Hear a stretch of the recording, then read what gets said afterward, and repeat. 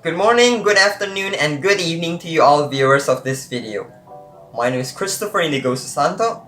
I am an international relations student at the LSPR Communication and Business Institute who is currently studying regarding public speaking and presentation skills under the supervision of Mr.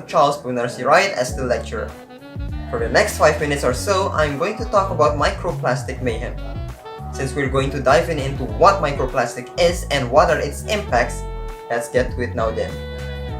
First things first, microplastic has been officially defined by the National Oceanic and Atmospheric Administration as plastics that are less than 5 millimeters in length or about the size of a sesame seed.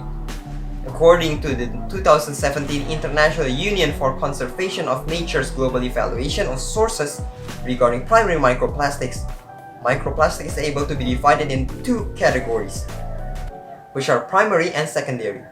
Primary microplastics are tiny particles that are designed for commercial use, such as cosmetics, as well as microfiber shed from clothing and other textiles, such as fishing nets. Meanwhile, secondary microplastics are particles that result from the breakdown of larger plastics items, such as water bottles. According to the same source, the global release of primary microplastics into the ocean was estimated at 1.5 million tons per year.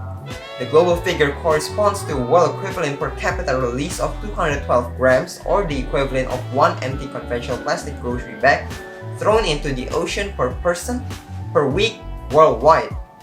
The overwhelming majority of 98% in the losses of primary microplastics are generated from land-based activities.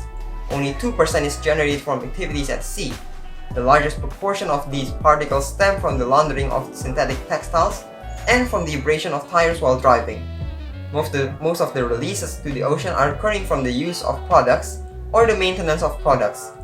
The main pathways of these plastics into the ocean are through road runoff, wastewater treatment systems, and when transferred.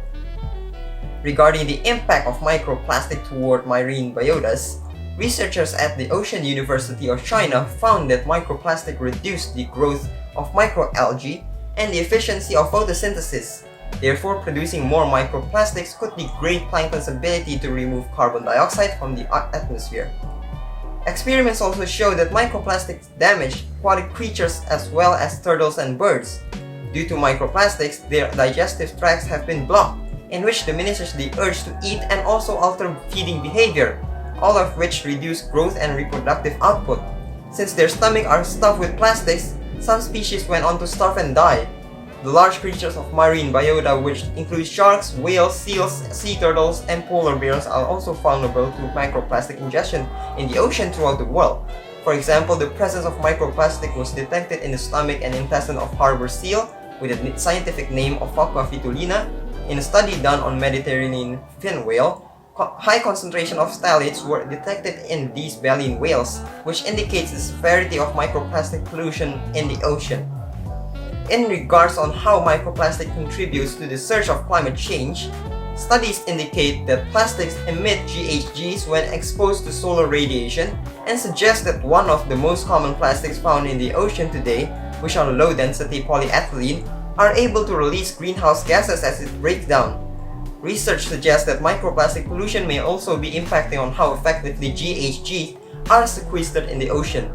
As for how microplastics affect our bodies, it's still rather difficult to parse whether microplastics affects us as individual consumers of seafood, since we're steeped in this material from the air that we breathe, water that we drink, food that we eat, and the clothing that we wear.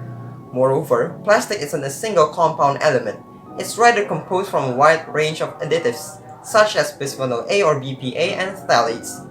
Those chemicals are considered to be endocrine disruptors since they interfere with normal hormone functions.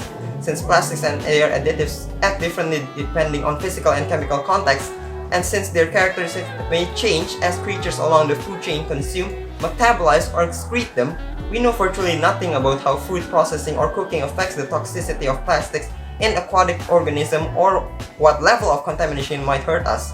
The good news is that the most microplastics studied by scientists seems to remain in the guts of fish and do not move into muscle tissue, which is what we eat.